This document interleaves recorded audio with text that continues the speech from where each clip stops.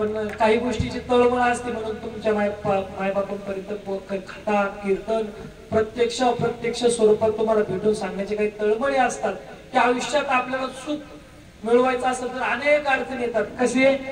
नक्तीच्या लग्नाला तुम्हीच म्हणा, नक्तीच्या लग्नाला कसे 17 विघ्न असतात ते आमच्या स्पीकर वाल्यांना कळलं. नक्तीच्या लग्नाला 17 विघ्न कसे आणतात. पण तुम्ही टेन्शन घेऊ नका, हा माणूस लय भक्कम बसलेला आहे. तुमचं पार नसलं तरी आपण करू. पण भगवती माई आहे ती परीक्षा बघत असते, काय अडचण नाही. नक्तीच्या लग्नाला जरी 17 विघ्न असली तरी आपण सांभाळून घेऊ. आणि हे कसं आहे, हे सगळं जुळवायला लागत आहे आणि जुळवल्याशिवाय जुळत नाही. म्हणून लक्षात घ्या मायबाप, त्या त्रेतायुगामध्ये जे व्हायचं ते झालं आणि ते लीला लिहिलेलं त्या वाल्मिक ऋषींनी मागाशी सांगून गेलो, रामायण आधीच लिहून ठेवलं होतं. मग प्रभू श्री रामांना ते रामायण पाहून सांगावं लागायचं. हे तुम्हाला रामायणामध्ये कुठंच सांगितलेलं नाही. पण जे महात्मे आज रामायण जगतायत त्या महात्म्यांनी हे नमूद केलेलं आहे, पण ती जगापुढे उघड केलेलं आहे. अनेक रामायणातल्या गोष्टीत तुमच्या पुढे मांडलेल्या नाही, ते फक्त महात्म्यांनी गुपित ठेवल्यात आणि ते गुपित ठेवण्याजोगे आहेत म्हणून त्या ठिकाणी ठेवल्यात. तर अशा दृष्टीनं जे व्हायचं ते झालं. पंचवटीमध्ये भगवान श्रीराम आणि लक्ष्मण भाई आणि सीताबाई आपल्या कुटीत बसले असताना त्या ठिकाणी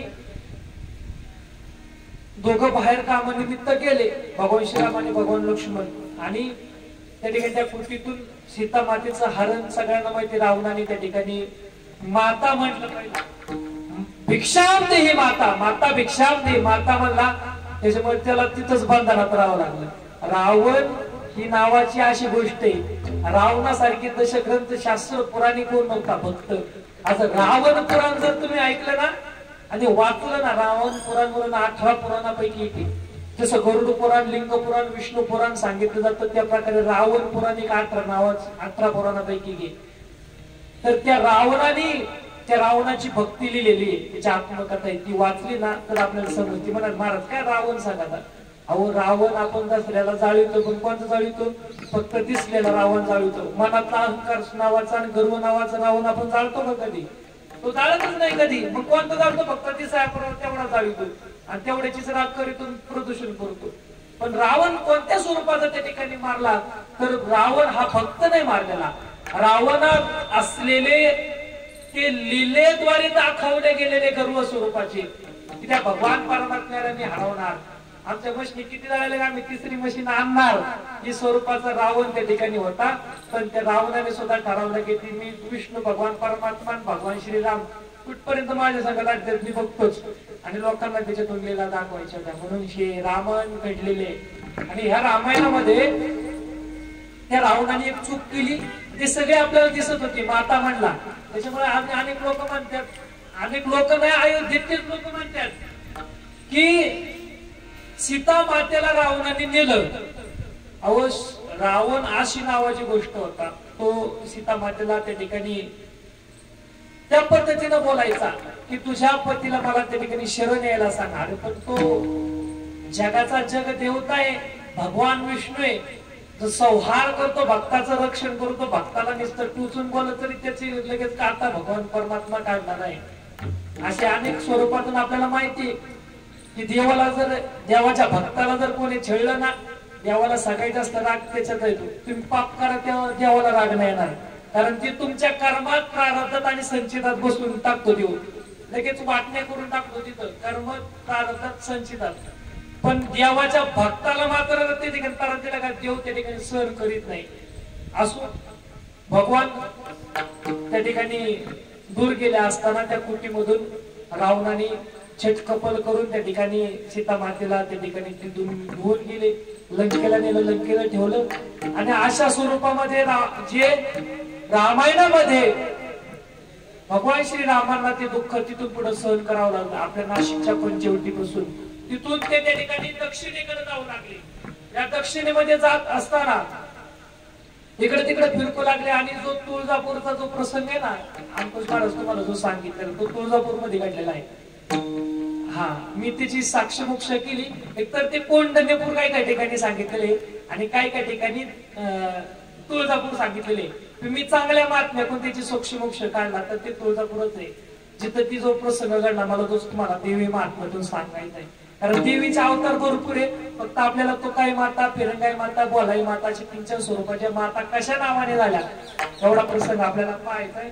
11:15 वाजले, तुम्हाला लागले फुका, आम्ही आलोय बोंबलत आणि कार्यक्रम झाला आपला सुरू. त्याच्यातून आमच्या मशनीवाल्यांना तिला तारा झाला, आम्हाला नाही तारा झाला, आमचं काही नाही. मग आपल्याला तुम्ही माणसात त्यावेळेत आपण कथा उरकू, त्या पद्धतीचं काय अडचण नाही. आपण आता कथेच्या जवळ आलोय, तुम्हाला मला सगळं बेसिक सांगावं लागलं. कारण हे नाही सांगितलं डायरेक्ट म्हणलं राम सीता लक्ष्मण पळून गेलं ते असं झालं हे सांगण्यात अर्थ नाही. थोडं बेसिक सांगावं लागतं. मी तुम्हाला सत्य द्वापासून देवाचे असलेले स्वरूप, भक्ती स्वरूप आणि सुख कशातून मिळते, देवाचं स्वरूप कसं आहे, देव कशा प्रकारे नटलेला आहे, कशा प्रकारे देव देवाची भक्त करणारे भक्त कसे आहेत, या स्वरूपावरून मी आजपर्यंत तुम्हाला एवढं पुराण मांडले. आता राहिलेले पुराण आपण जवळ आलोय. रावणाने त्या ठिकाणी सीता मातेला त्या ठिकाणी छलकपट्यानं नेलं, श्रीलंकेत बसवलं, त्या ठिकाणी तिचं सीता वाटिका म्हणून त्या ठिकाणी तिला ठेवलं. अशा स्वरूपामध्ये पाठीमाग भगवान श्रीराम आणि लक्ष्मण आल्यानंतर पाहिलं कुठे तर सीता नाही, सीता नाही, सीता इकडे तिकडे पावलं गेली. सीते सीते सीते सीते नावाचा घोष त्या ठिकाणी केला, पण सीता मात्र बाई कुठे दिसत नव्हती. प्रभू श्रीरामांना प्रश्न पडला की आता मी दशरथ माझ्या वडिलांना काय प्रश्न, काय माझ्या मातेला उत्तर, कौशल्य मातेला काय सांगायचं, मी माझ्या पत्नीचं रक्षण करू शकलो नाही ही खंत मात्र त्या ठिकाणी प्रभू श्रीरामाच्या मनात वाटू लागली. लक्ष्मण दादाच्या मनात वाटू लागली की मी माझ्या वहिनीला सांगितलं होतं की या ठिकाणी ही लक्ष्मण रेषा ओलांडायची नाही, परंतु त्या ठिकाणी माझी भाभी, माझी वहिनी कुठे गेली असेल, सीता मैया कुठे गेली असेल. तर ते पाहत असताना त्या ठिकाणी तो दुःखाचा प्रसंग घडला. आता काय करायचं, शोक वर झालाय. म्हणून श्रीराम त्या ठिकाणी झाडांना मिठ्या मारत होते, कवटाळत होते, झाडांना विचारत होते, हे झाडांनो, हे पर्वतांनो, माझ्या पत्नीला तुम्ही कुठं पाहिलंय का, सीतेला कुठं पाहिलंय का. त्या जटायू नावाच्या पक्षानं त्या ठिकाणी पाहिलं होतं की रावण वरून त्या ठिकाणी छलकपटेनं सीता मातेला घेऊन चालाय. जटायू पक्षाने पाहिल्यानंतर त्या ठिकाणी युद्ध केलं, युद्ध त्या ठिकाणी झालं आणि त्या युद्धामध्ये त्या ठिकाणी जटायू पक्षाचं असलेलं स्वरूप त्या ठिकाणी त्या रावणाला अडवण्याचा प्रयत्न केला. रावणा, तू अशा स्वरूपाचं त्या ठिकाणी त्या मातेला घेऊन जाऊ शकत नाही, तू असं कृत्य का करत आहे. तर रावणाच्या नादी लागला. पण रावणच होता, लीला घडणाऱ्याच होत्या. त्या ठिकाणी नारद मुनींनी सांगितलं, वाल्मिकांनी लिहिलं. अशा स्वरूपाच्या ठिकाणी जटायूचं युद्ध झालं. पण जटायू मात्र माझ्यासारखा सरळ साधा होता. त्याला रावणाने छलकपट करूनच, रावणाच्या सगळ्या गोष्टी छलकपटीनेच झाल्या.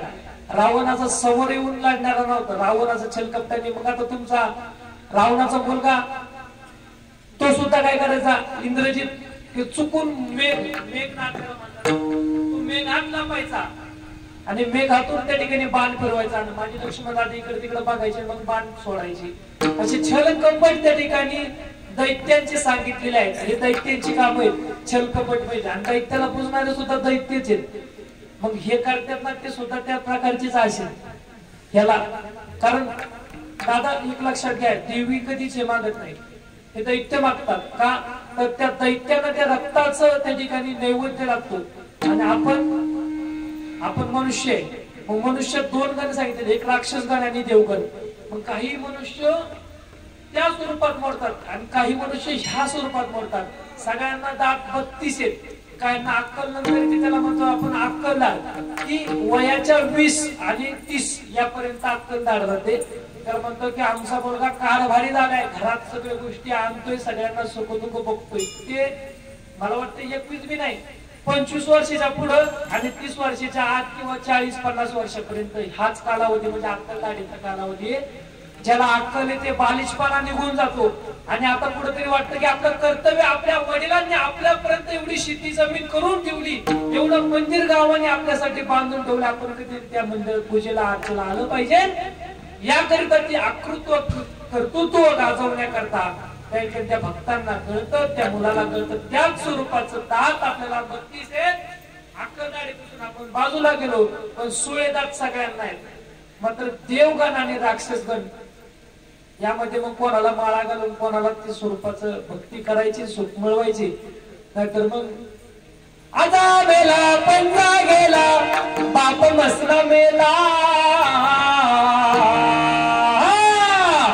देखत देखत नातू बंधू तोही तैसा झाला देखत देखत नातू बंधू तोही तैसा झाला आजा मेला पंजा गेला बाप मसला गेला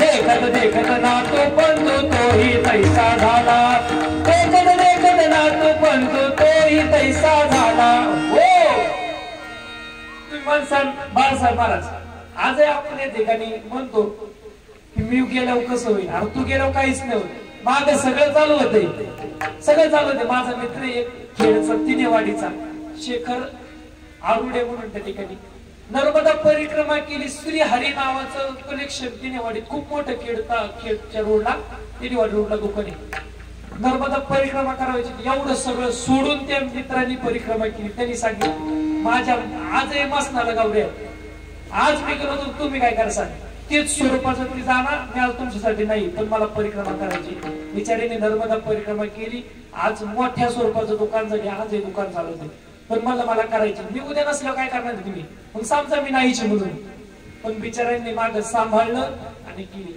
असं स्वरूप सोडायला शिकलं पाहिजे हे सुटत नाही आपण म्हणतो उद्या आपण निवांत होत परवा निवांत होत निवांत माणूस कधीच होत नाही माणूस मरण तवाच निवांत होत नाही तर निवांत होत नाही हे लक्षात घ्या निवांत व्हायचं असं काय करावं लागेल आत्ता ठरवावं लागेल आपल्याला काय करायचे आत्ता नाही आत्ताच करून होईन पाहू असल्या गोष्टी चालतच नाही आता सोडायचं असलं तर आताच विचार करायचा मला आता सोडायचे आणि मला काहीतरी करायचे चला महाराज एक तर तुमचं कथा सत्लेगाचं लागत तुमच्या सगळं आमच्या गाडीवर आम्हाला न्या आम्ही टेबल शिटी पण महाराज तुमच्या सोबत आम्हाला सोडायचे कुठं सुटत नसतं पण सोडावं लागतं आणि भक्ती करावी लागते काहीतरी सोडल्याशिवाय मिळत नाही कुछ पाने के लिए कुछ खोना पड़ता है माय बाप इसलिए आपले जीवन जीना है हिंदी आम्हाला चांगली म्हणजे आता ते 2 वर्ष परिक्रमा केल्यामुळे थोडीशी चांगल्यापैकी यायला लागली काय हमको कुछ पता नहीं होता ये कैसा बोलता है कैसा वाजवता है कैसा बजाता है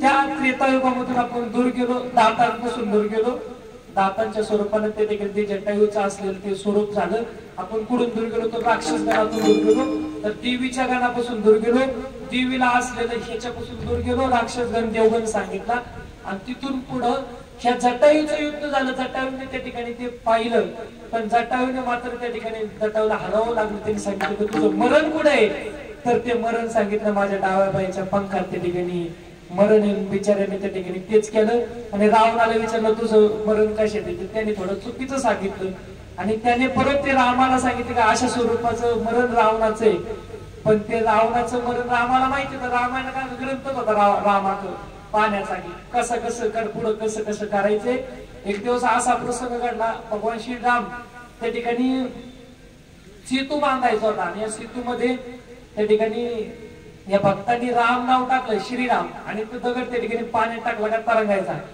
आणि भगवान श्रीरामानी सहज हनुमानच मागायचा बाकी कोणीच नव्हतं हनुमान गपचीप आले एकटे भगवान श्रीराम गेले दगडावर नाव टाकलं श्रीराम आणि तो दगड त्या पाण्यात टाकला तो पाण्यात तरंगलाच नाही तो बुडाला खाली आणि मग भगवान असं कृत्य करत असताना हनुमंतराय मागून आले बघितलं हनुमंतरायांना प्रभू श्रीरामांनी सुद्धा बघितलं हनुमंतराया तुम्ही आले बाई पारकात संतोषवर आले तुम्हाला आता काय कळलं का पुढे कसं काय तेव्हा हनुमंतरायाने सांगितलं देवा तुझी लीला तुलाच कळणार नाही पण तुझ्या स्वरूपाचं लीला हे भक्तांना कळते देवाला देवाची किंमत त्या ठिकाणी कळणार नाही देवाने नाव टाकलं स्वतःच राम पण देव दगड तरंगला नाही पण भक्तांनी टाकलेलं नाव त्या ठिकाणी त्या दगडावरती तरंगावं एवढी भक्तांची किंमत त्या ठिकाणी आहे भगवान परमात्म्याच्या पुढे म्हणून अशा स्वरूपाचं युद्ध त्या ठिकाणी झालं पण हे युद्ध करत असताना तो एकमेव व्यक्ती असा होता ज्याने सांगितलं रावणाने मात्र तुमची पत्नी सीता मातेला त्या ठिकाणी दिलेली आहे जटायू पक्षांनी ते सांगितलं जटायू पक्षाचं त्या ठिकाणी पुण्य फळाला आलं भगवान श्रीरामाच्या मांडीवरती त्याला ठिकाणी स्वतःचं शेवटचं मरण मिळालं म्हणून तिथून पुढे रामाला माहिती झालं की सीता मातेला कुणी नेलंय आता कुणी नेलं हे माहित नव्हतं पण दक्षिणेकडे गेलाय मात्र हे माहिती होतं म्हणून दक्षिणेकडे चालत होतं. आम्ही नर्मदा परिक्रमा करता आम्हाला कुठे जायची माहित होतं. पूर्वेकडून कुठे पश्चिमेकडे जायचं एवढं डोक्यात धरायचं. मग कोणत्या रानातून, कोणत्या वाटणी, कोणत्या काटेकोट्यातून, कोणत्या डोंगरातून, कोणत्या पाण्यातून, कोणत्या संगमातून, कोणते डोंगर चढून, कोणते डोंगर उतरून, कोणत्या आश्रमात जेवून, कोणत्या आश्रमात खाऊन, कोणत्या आश्रमात चहा पाणी, कोणत्या आश्रमात काही सगळ्या पद्धती, कोणची तीर्थ, कोणत्या स्वरूपात, कोणत्या होडीत बसायची, कोणच्या नावेशी, कोणत्या गावाशी बोलायचे, कोणाशी चालायचे, कोणाचं संग करायचं, कोणाचं संग करायचं नाही, या स्वरूपात ती नर्मदा परिक्रमा असते. पूर्वेकडून निघालं का पश्चिम घेतात, पश्चिमेकडून निघालं का पूर्वेकडे निघायचं, फक्त चालायचं बघायचं. मग त्या स्वरूपात गाव होईल, गावाकडे गाव होईल, गावाकडे गाव होईल. एक झालं का, दोन झालं का, तीन झालं का, अशा स्वरूपात त्या ठिकाणी दक्षिणेकडे रावण त्या ठिकाणी सीता मातेला घेऊन गेला एवढं मात्र त्या ठिकाणी कळलं. आणि हे करत असताना, हा प्रसंग घडत असताना त्या ठिकाणी प्रभू श्री रामांचं जे चालणं आहे ते माझ्या तुळजापूर पर्यंत आलं. तुळजापूर परिसरामध्ये आल्यानंतर त्या ठिकाणी प्रभू श्री रामांनी त्या ठिकाणी झाडांना विचारू लागले आणि डोंगरांना विचारू लागले, माझ्या सीतेला तुम्ही कुठं पाहिलंय का? आणि हे कोणी बघितलं तर हे भगवान शंकरानं आणि पार्वतीने पाहिलं. की शंकराला त्या ठिकाणी पार्वतीने विचारलं, काय तुमचे देव, तुम्ही ज्यांचं भजन करताय, भजन करी महादेव, भजन करी महादेव, भजन करी महादेव, भजन करी महादेव, राम तुझी सदाशिव, राम तुझी सदाशिव, भजन करी महादेव, भजन करी महादेव, भजन करी महादेव, श्रीराम जय राम, भजन करी महादेव, श्रीराम जय राम जय राम, श्रीराम जय राम जय राम, श्रीराम जय राम जय जय राम, श्रीराम जय राम जय राम, श्रीराम जय राम जय राम, श्रीराम जय राम जय जय राम, श्रीराम जय राम जय जय राम, श्रीराम जय राम जय जय राम, भजन करी महादेव, भजन करी महादेव.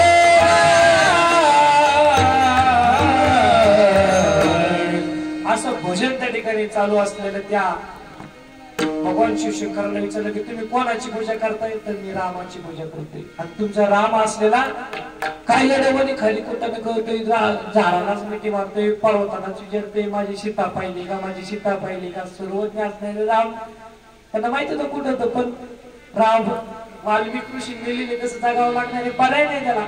मग अशा स्वरूपात पाहत असताना सुद्धा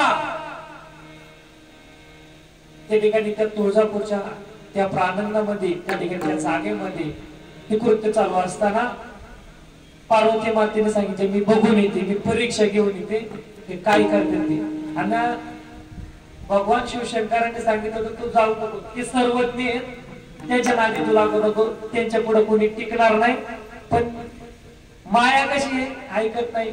आता तुमच्या ऐकत काय मला माहित नाही, मला नाही म्हणून मला माहित नाही, पण ऐकत नाही. माया म्हणते तुम्ही वाईला निघा, माया म्हणते तुम्ही परमार्थ करू नका, माया म्हणते कशाला कथेला जाता, कांदा घोरपायचं पडलं, फवारायचं पडलं, कांद्याला बाजार नाही, काय कथेला जाऊन करायचा, ही माया म्हणते. पण जीव नाही म्हणत, जीव म्हणतो जाऊ दे बाई, ती वर्षातून एकदाच कार्यक्रम आहे, देवीला जायला पाहिजे, कथेला गेलं पाहिजे, पण नाही. माया म्हणते तुम्हाला काय करायचं बसा घरी, तुम्हाला काय करायचं सगळे ऐकू नये बरोबर, मला तुम्हाला कसं करायचं. तर त्या स्वरूपात त्या ठिकाणी भगवान शिवशंकरांनी सांगितले की तू जाऊ नको खाली. पण माया ऐकली नाही स्त्रिया, ते भगवान शिवशंकराला आवडता आला नाही तर आपण कोणत्या झाडाचा पाला, कोणत्या हिरीचा काळा लागले त्या ठिकाणी सामान्य बघा, तू कर काय करायचं तुला ते कर. मग पार्वती माता त्या ठिकाणी गेली आणि म्हणले आता मी काय करते मी कथेला येते मस्तपैकी लापशी महाराज तुम्ही झाले आधी, पण मी आता सीता मातेचं त्या ठिकाणी अवतार घेते आणि त्यांची परीक्षा बघते, मी आल्यावर ते मला ओळखते का. अशा स्वरूपाचं बाळासाहेब महाराज त्या ठिकाणी स्वरूप त्या ठिकाणी घेतलं आणि सीता मातेचं स्वरूप कोणी घेतलं? पार्वती मातेने घेतलं. सीता माता कुठे होती? रावणाने नेलेली होती. मग त्या स्वरूपामध्ये ती सीता माता, आता बघा तुम्ही अंकुश महाराज तुम्ही तुळजापूरला गेले असत तो प्रसंग तिथे अख्खा, मला आपले गोकुळे अप्पा आहेत ना खाली दत्त मंदिरात त्यांनी तो प्रसंग सांगितला. त्यांच्याकडे ते ग्रंथ आहे, त्या ग्रंथातून वाचून त्यांनी सांगितलंय की त्या तुळजापूरची जी तुळजा भवानी आहे तिचं स्वरूप तिथून पुढे तयार झाले. तिच्या मागे तुळजा भवानी तिथं नव्हती. मग ती तुळजा भवानी कशी झाली तर ते स्वरूप आपल्याला सांगायचे. तुम्ही सांगितलं आमची तुकाई काढली नाही, आमची तुकाई ती काढली, तर कुठली असू द्या, पण तुम्ही सांगितलं ते योग्य आहे. मला कव पटलं जेव्हा त्या आप्पाने सांगितलं. कारण काय होते समोर लगेच विश्वास बसत नाही आणि पाहून आल्याशिवाय डोळ्याने पाहिल्याशिवाय विश्वास ठेवू नये. आता तुमचा माझा विश्वास आहे, माझं नावच विश्वास आहे, त्याचा प्रश्न वेगळा आहे. पण त्या ठिकाणी त्या सीता मातेचं स्वरूप पार्वती मातेने घेतलं आणि भगवान श्री रामाच्या समोर उभे राहिले. आता फसरगाव सांगा महाराज, भगवान विष्णूचा अवतार आहे, तुम्ही सगळ्यात श्रेष्ठ अवतार आहे आणि सगळ्यात महान अवतार आहे. महाविष्णूचा अवतार असलेला तो स्वरूप आहे. त्या रामाच्या पुढे ती सीता माता उभी राहिली. सीता माता उभी राहिली बरं का, आई म्हणून नाही राहिली किंवा पत्नी म्हणून नाही राहिली, ती माता म्हणून सुरू राहिली. आणि मग माता म्हणल्यावरती भगवान विष्णू म्हणजे रामाने सुद्धा तेच पुकारलं, आई तू का आली इथं? याच स्वरूपात समजलं ती तो काही झाली. काय झाली? आई तू का आली? म्हणून तू काही स्वरूपाची ही देवी, आजही त्या देवीच्या स्वरूपाचं नाव तू काही. आईला तुम्ही काय म्हणता? आई तुम्ही का आली म्हणता का कधी? आई तुम्ही आला का असं म्हणता का? आईला काय म्हणतो आपण एकेरी शब्दात काय म्हणतो? आई तू का आली इथं? म्हणून त्या ठिकाणी काय झाली? तू काय झाली. मग त्या तुकाईला त्या ठिकाणी त्या तुळजापूरमध्ये राहावं लागलं. हे भगवान विष्णूंनी दिलेलं वरदान आहे. आई तुला आता इथं राहावं लागेल आणि इथंच राहून तुला काय लीला करायची ते करावे लागतील. मग त्या आईचं असलेलं स्वरूप महाराज तुम्ही सांगता तसं कौंडण्यपूरला जर गेले असेल मग ती भक्तामाग आलेली आहे. मात्र हे निश्चित आहे, कारण देव भक्तासाठी काही करायला तयार आहे. पण आणि भक्ताचा असे आता आमची पांढरी झाली नाही, त्यांची पांढरी झाली, तुमची सगळी पांढरी झाली, तुम्हाला माहिती असेल. हे पांढरं झालं, हे थकलं, पाय दुखायला लागले, पाय लांबवायला लागले का आपल्याला समजायचं आपलं खाईच बैसुनी करा एकचित्त आवडी आनंद आवावा. मग 60 वर्ष झाले आमच्या यायचं नाही, मला आम्हाला नर्मदा परिक्रमा करते. आता आमचे सर सर म्हटलं ठीक आहे बाबा तुम्ही परिक्रमा करायचे, कामातून काही दिवस काही सुट्टी काढायचं ठीक आहे, पण आता 60 वर्ष झाले ना आम्हाला म्हणायचं महाराज आम्हाला परिक्रमा करायला अहो वाटलं तुझ वाढणार काय. त्या वयामध्ये ऑपरेशन केलं तर ऑपरेशन डॉक्टर म्हणते हे आलोच नका तिकडे जाऊ द्या. मग हे भक्ती करायची का वा? भक्ती ह्याच वयात करायचे. तर ना भाग्यवंत नटे हरी कीर्तनात, तो भाग्यवंत जो नटतो तो भाग्यवंत असतो. पुत्र व्हायचा गोडा त्याचा हिरो की झेंडा, पुत्र व्हायचा गोडा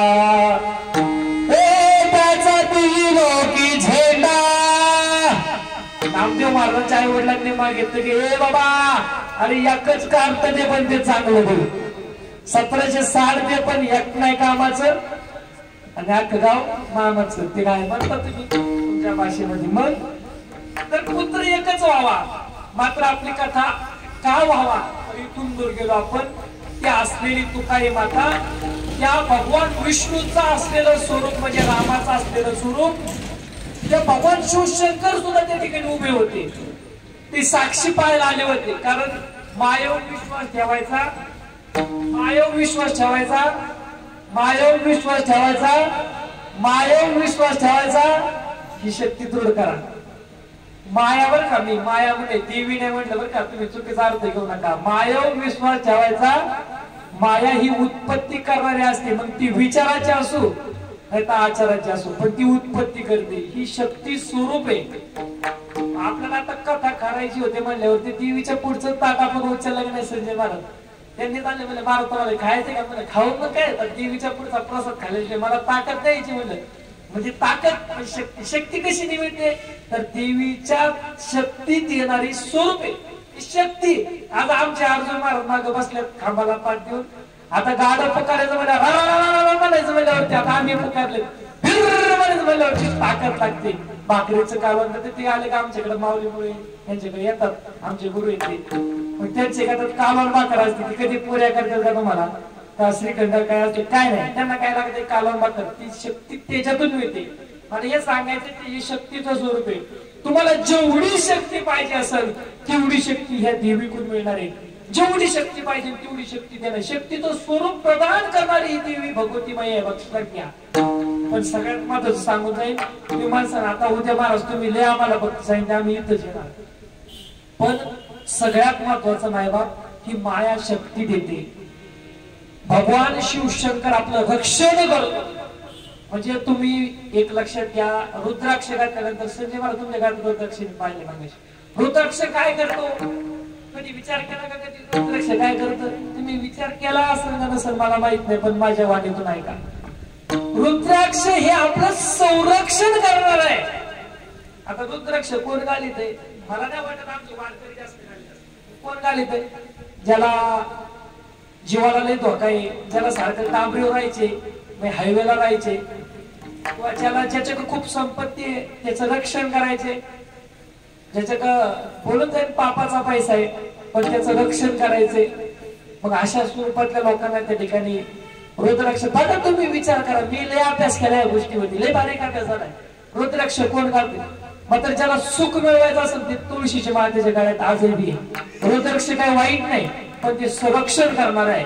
आणि हे तुळस काय रक्षण करणार म्हणजे तुम्ही याचा बारीक विचार करा. हे तुळशीचं स्वरूप काय लक्षात घ्या. इथून पाडणारा शब्द अख्खा शुद्ध निघणार आहे. मग कसलं तुमच्या स्वरूपात तुम्हाला पापन दुःख येणार आहे कसलंच दुःख येणार नाही. पण त्या स्वरूपाचं जीवन जगावं लागेल बाळासाहेब महाराज याच्याशिवाय पर्याय नाही. अर्जुन महाराज लक्षात घ्या हे जीवन शुद्ध जगावं लागेल. शुद्ध झाले कलेवर शुद्ध आयुष्य आपल्याला आचरणयुक्त जगावं लागेल. तर त्या स्वरूपात आपल्याला त्या भगवान विष्णूची असलेली भक्ती आपल्याला स्वीकारावी लागेल. तुळशीची माळा घालावी लागेल. रुद्राक्षही घाला तुळशी घाला त्याच्यात दुमत नाही. आता अनेक जण म्हणतात रुद्राक्ष घालतात तुळशी घालीत नाही असं कोणी सांगितलंय. मी आधीच सांगून गेलो अनंत रूपे. मग त्याच्यात कोणत्या देवाची आपला कोणताही देव करा म्हणजे करा. मग कावड्या घातल्या काय आमची वैजयंती माळ घातली काय आणि तुळस घातली काय रुद्राक्ष काय फरक पडणार आहे. मी देवाची भक्ती आता मला तुम्ही सांगा दत्तप्रभूंची भक्ती करणारे अनेक लोक आहेत आहे का नाही. ज्याला काही कळत तो किंवा काही कळत नाही असं बी नाही. पण ज्याला थोडी भक्तीत आता यायचंय कारण हे सगळं काम करता महाराज लय कुटाने केलं लय लफडी आमच्याकडून आमच्या हातातून झाले आता कुठे आम्हाला सुधारायची.